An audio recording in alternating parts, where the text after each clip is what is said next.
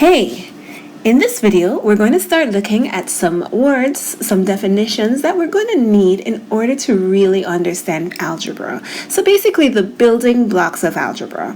So the first thing that we're going to look at in this video is an operation. All right, so you may have heard of an operation, maybe not, but for sure you've been using operations forever. So whenever you do something in math, let's say you're adding, let's say you're subtracting, these are operations. So what are our four most common operations? Well, the first one is addition, and the sign for that is just a plus sign. The next one, as you probably guessed, is subtraction. The following one, multiplication. And you probably guessed it, the fourth one that we use quite often is division. And that's the most common sign for that.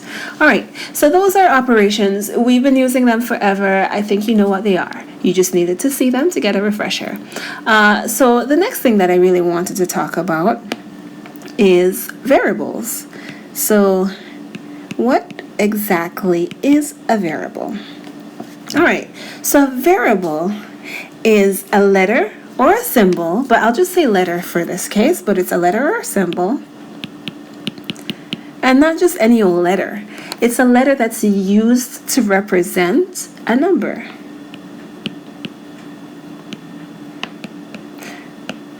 Oops, there we go. So for example, if I'm going to work $10 per hour, if I'm going to earn $10 per hour, and I want to know how much I earn in the course of several hours, I don't know how many hours. It's an unknown number of hours. If that's the case, then we can use a variable to represent our unknown. So for example, we would have here 10 times an unknown, so 10 times x. All right, so that's not an X, that's an H, but that's okay. So because we don't know what the number of hours is, then that is our variable. We are using a letter to represent that unknown. All right, so now that you know what variables are, you know what operations are, and I'm pretty sure you know what numbers are, we are now ready to define what we like to call an expression. Okay, so let's do it.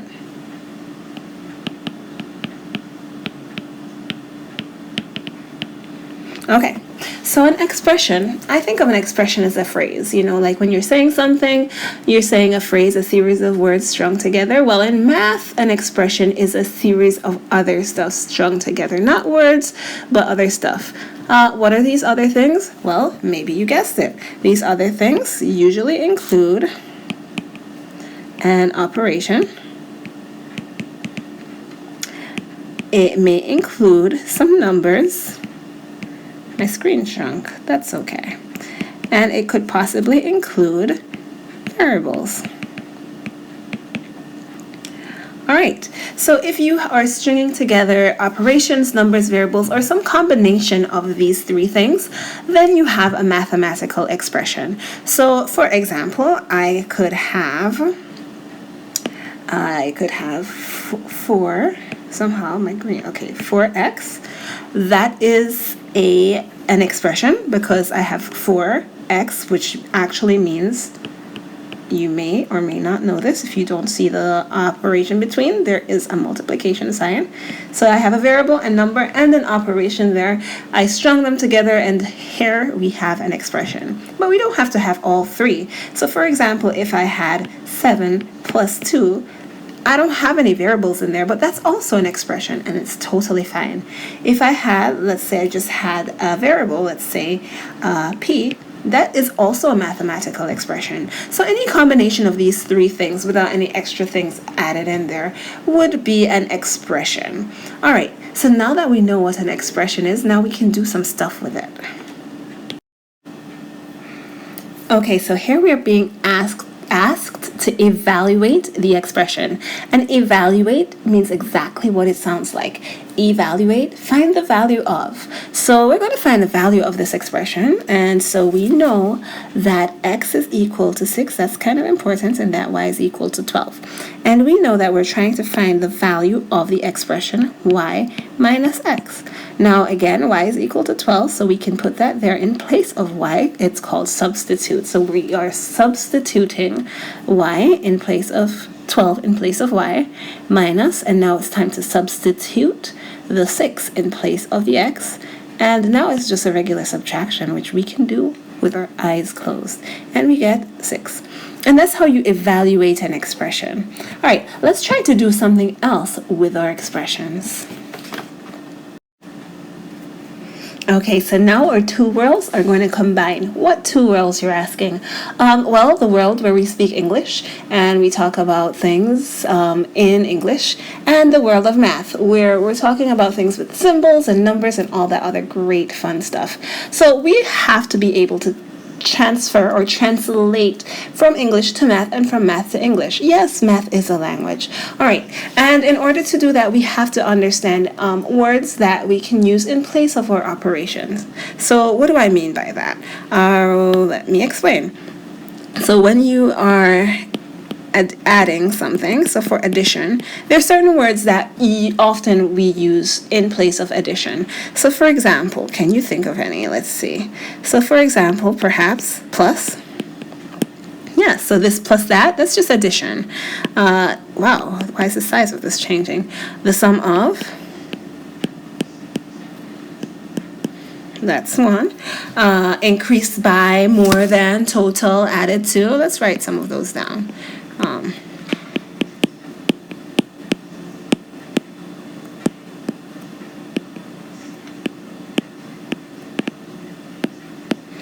And so we're going to do the same thing for subtraction and or other two operations. All right, so for subtraction, can you think of some words that we can use?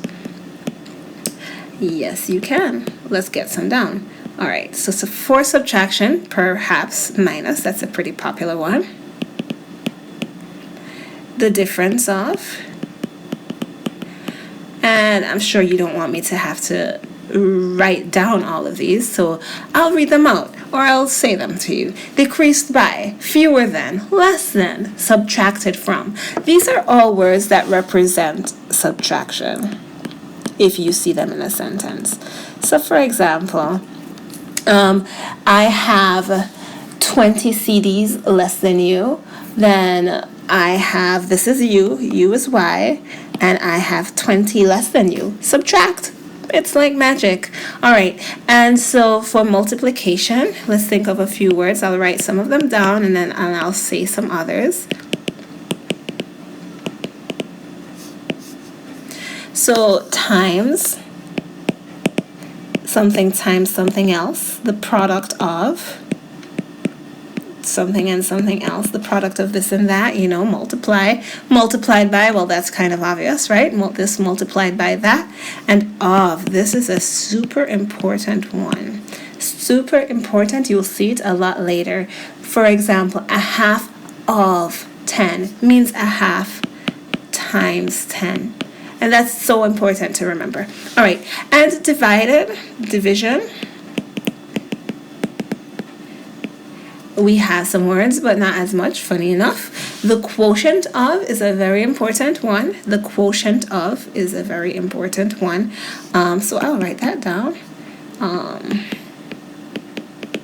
And then divided by, of course, divided into. So some popular ones that you really need to know, the sum of, the difference of, product, and quotient of. Those are super important, but the others are important too.